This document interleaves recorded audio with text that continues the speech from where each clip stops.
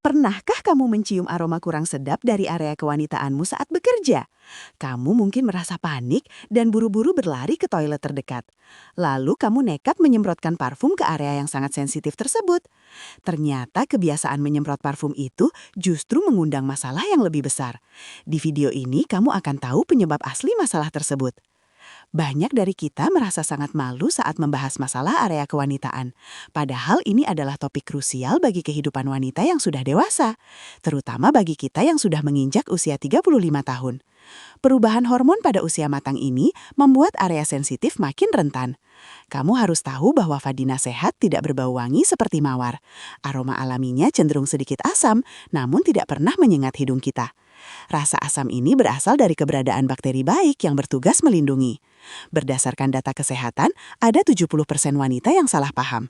Bau amis atau menyengat adalah tanda peringatan dari dalam tubuh kita.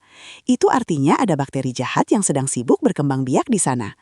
Bau tidak sedap ini bukanlah sebuah nasib buruk atau penyakit keturunan. Kondisi ini adalah hasil murni dari kebiasaan kecil kita setiap harinya. Kebiasaan sepele yang selalu kita anggap normal ternyata berakibat sangat fatal. Mari kita bongkar kebiasaan apa saja yang wajib segera kamu tinggalkan. Kita akan membahasnya secara rinci agar kamu bisa segera mengambil tindakan. Mari kita mulai dengan kebiasaan pertama yang paling sering kita lakukan. Banyak wanita masih salah membasuh area sensitif setelah selesai buang air.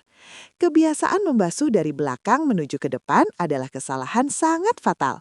Kamu harus ingat bahwa anus adalah jalan keluar bagi kotoran tubuh. Di dalam kotoran tersebut bersarang jutaan bakteri penyebab berbagai macam penyakit. Salah satu bakteri yang paling berbahaya adalah bakteri dari saluran pencernaan. Jika kamu membasuh dari arah belakang, air akan mendorong bakteri tersebut. Air cucian itu akan membawa bakteri kotoran langsung menuju ke vaginamu. Bakteri berbahaya ini akhirnya masuk dan bersarang kuat di area kewanidaan. Mekanisme perpindahan inilah yang memicu infeksi dan aroma yang sangat menyengat. Bakteri jahat akan sangat cepat berkembang biak di area yang lembab.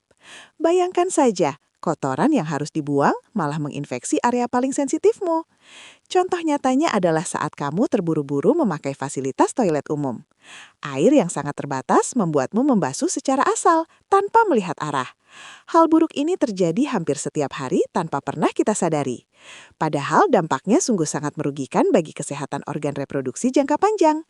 Mulai detik ini, pastikan kamu selalu membasuh dari arah bagian depan. Tarik air bersih dari area vagina, lalu dorong menuju arah anus. Jangan pernah melakukan gerakan sebaliknya jika ingin area kewanitaan tetap sehat. Kebersihan dengan arah yang tepat akan menjaga keseimbangan alami bakteri baik. Kebiasaan buruk kedua justru sering terjadi karena kita ingin tampil bersih. Kebiasaan kedua ini lahir dari rasa kurang percaya diri para wanita. Banyak wanita merasa tidak bersih jika hanya membasuh dengan air biasa. Mereka akhirnya menggunakan sabun pembersih khusus kewanitaan hampir setiap kali mandi. Bahkan banyak yang nekat mencuci cairan sabun hingga ke bagian dalam. Padahal secara aturan medis, tindakan semacam ini sangat dilarang dan berbahaya. Kamu perlu tahu bahwa vagina memiliki sistem pembersihan alami yang canggih. Bagian dalam vagina mampu membersihkan dirinya sendiri melalui produksi cairan lendir. Penggunaan sabun yang berbahan keras akan langsung merusak tingkat keasaman alami. Sabun kimia tersebut justru akan membunuh semua bakteri baik tanpa sisa. Ketika para bakteri baik ini mati, maka tidak ada lagi pelindung. Mekanisme mematikan ini memberi ruang bebas bagi jamur untuk menguasai area. Bakteri jahat penyebab bau amis pun akhirnya berkembang biak tanpa kendali. Kondisi ini sering didiagnosis sebagai infeksi bakteri oleh para ahli kesehatan. Kamu cukup membersihkan area luar saja dengan air mengalir yang bersih. Jangan pernah mencoba memasukkan sabun jenis apapun ke bagian dalam. Contoh nyatanya terlihat saat kita baru pulang beraktivitas penuh keringat seharian. Kita ingin merasa wangi lalu menggosok area intim dengan banyak sabun. Bukannya menjadi bersih, kamu malah mengundang masalah bau yang akan berkepanjangan. Biarkan area kewanitaanmu mengatur sistem kebersihannya sendiri secara sangat alami.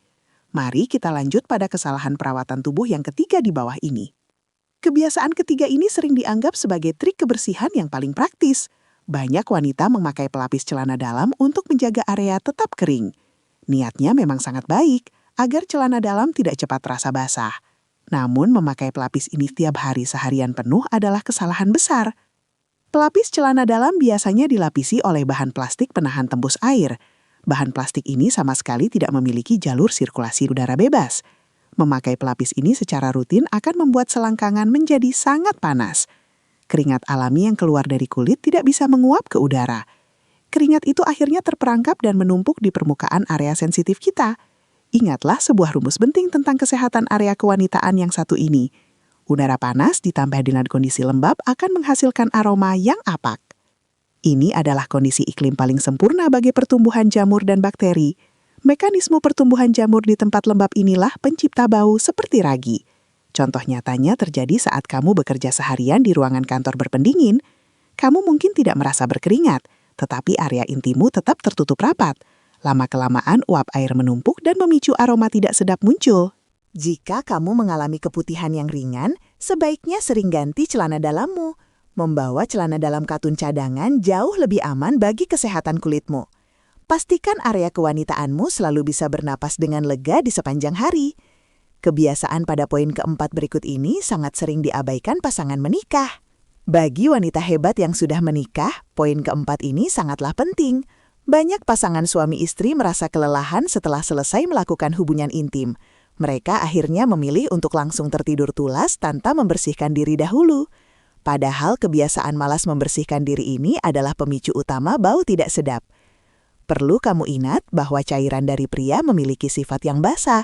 Di sisi lain, area kewanitaan kita memiliki sifat yang sangat asam. Jika kamu langsung tidur, maka kedua jenis cairan ini akan bercampur. Pertemuan antara cairan basah dan asam ini akan memicu reaksi kimia.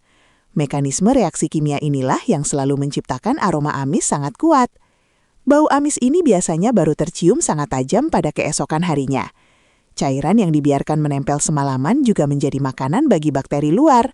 Contohnya saat kamu selesai berhubungan intim pada malam hari sepulang bekerja. Rasa kantuk yang sangat berat membuatmu malas melangkah menuju kamar mandi. Keesokan paginya kamu pasti akan terkejut dengan aroma area kewanitaanmu sendiri.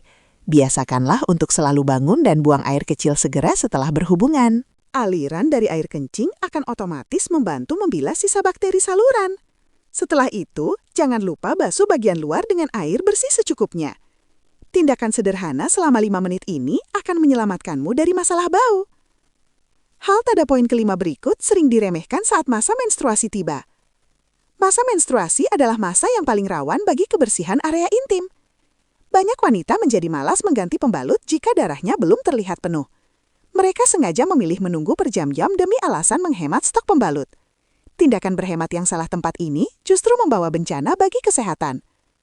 Darah kotor dari menstruasi adalah media makanan yang disukai oleh bakteri. Darah yang tertampung terlalu lama di permukaan pembalut lambat laun membusuk. Darah yang mulai membusuk tersebut kemudian bercampur dengan keringat di selangkangan. Bakteri pun mulai berpesta pora di atas tumpukan pembalut lembab tersebut. Mekanisme pembusukan darah kotor inilah yang memicu timbulnya aroma sangat anyir. Baunya seringkali sangat kuat dan menyerupai aroma besi yang berkarat. Contoh nyatanya sering terjadi saat kamu sedang asik menonton televisi di rumah. Kamu merasa malas beranjak menuju kamar mandi untuk mengganti pembalutmu sejenak. Akhirnya darah menumpuk selama seharian penuh dan memicu iritasi kulit gatal. Aturan standar medis yang sangat benar adalah mengganti pembalut secara berkala. Gantilah pembalutmu setiap 3-4 jam sekali tanpa harus ditunda. Meskipun pembalut terlihat belum penuh, kamu tetap wajib menggantinya dengan segera. Menjaga area kewanitaan tetap bersih dan kering adalah kunci mencegah bau. Selain 5 poin di atas, ada satu faktor tambahan yang mengejutkan. Apakah kamu sadar bahwa dehidrasi sangat mempengaruhi aroma area kewanitaan kita? Banyak wanita super sibuk yang lupa minum air putih secara cukup. Air putih berperan sebagai cairan pembilas alami bagi seluruh organ tubuh. Saat kamu kurang minum air, maka warna urin akan menjadi pekat. Urin yang pekat ini mengandung kadar racun dan amonia yang tinggi. Tingginya kadar amonia selalu membuat bau urin menjadi sangat pesing menyengat. Letak saluran pembuangan urin ini sangat berdekatan dengan letak saluran vagina. Mekanisme jarak yang berdekatan inilah yang seringkali memicu perpindahan aroma. Bau pesing yang sangat kuat dari urin pekat akan menempel kuat. Aroma tidak sedap itu menempel di lipatan kulit sekitar area kewanitaan. Bau ini kemudian bercampur dengan keringat alami tubuh kita setiap hari. Contohnya, saat kamu sibuk mengejar tenggat waktu laporan di meja kerja. Kamu mungkin hanya minum 1 gelas air sejak pagi hingga sore. Saat kamu buang air kecil di sore hari, aromanya sangat menyengat.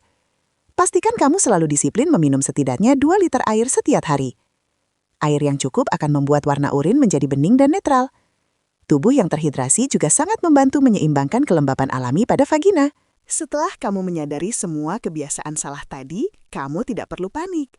Ada banyak cara alami dan mudah yang bisa langsung kamu terapkan. Solusi pertama dan paling mudah adalah mengganti jenis bahan celana dalammu. Mulailah memakai celana dalam yang terbuat dari bahan katun 100%. Bahan katun asli terbukti sangat efektif untuk menyerap keringat di selangkangan. Bahan berserat alami ini juga memberikan sirkulasi udara yang sangat lancar. Hindari kebiasaan memakai celana ketat seperti celana jeans setiap hari bekerja. Saat sedang berada di rumah, gunakanlah celana kain longgar atau daster. Pakaian longgar ini memberi waktu bagi area kewanitaan untuk bernapas bebas. Solusi kedua adalah mulai memperhatikan jenis asupan makanan harian kamu kembali. Ingatlah sebuah pepatah kesehatan bahwa tubuhmu mencerminkan apa yang kamu makan. Kurangi kebiasaan makan makanan yang memiliki aroma tajam dan bumbu kuat. Misalnya pemakaian bawang putih atau bawang merah dalam jumlah yang berlebihan. Konsumsi bumbu kari dan kopi yang terlalu banyak juga memengaruhi keringat.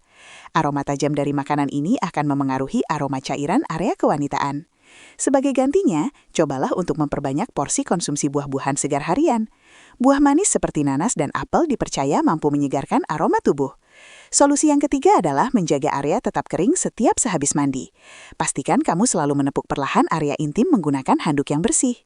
Jangan pernah langsung memakai celana dalam saat kulit masih terasa basah. Sisa kelembapan sekecil apapun pasti akan memicu datangnya jamur kulit. 3 kata kunci utama yang wajib selalu kamu ingat setiap hari adalah pastikan kering, lalu pastikan bersih, dan area tersebut harus bisa bernapas. Jangan lagi menggunakan cairan semprotan parfum atau ratus berbahan kimia keras. Jika aromanya masih terasa sangat tidak sedap, segeralah berkonsultasi dengan dokter. Dari semua kebiasaan yang kita bahas tadi, nomor berapa paling relevan? Jangan merasa ragu untuk membagikan pengalaman jujurmu di kolom komentar bawah. Mari kita perbaiki semua kebiasaan buruk ini demi kesehatan jangka panjang. Jika informasi di video ini membantumu, tolong tekan tombol suka sekarang. Jangan lupa bagikan video penting ini kepada teman-teman wanita lainnya. Pastikan juga kamu menekan tombol berlangganan agar tidak ketinggalan video edukasi. Di video minggu depan, kita akan membahas daftar makanan pencegah penuaan. Sampai jumpa lagi dan mari cintai tubuh kita dengan perawatan tepat.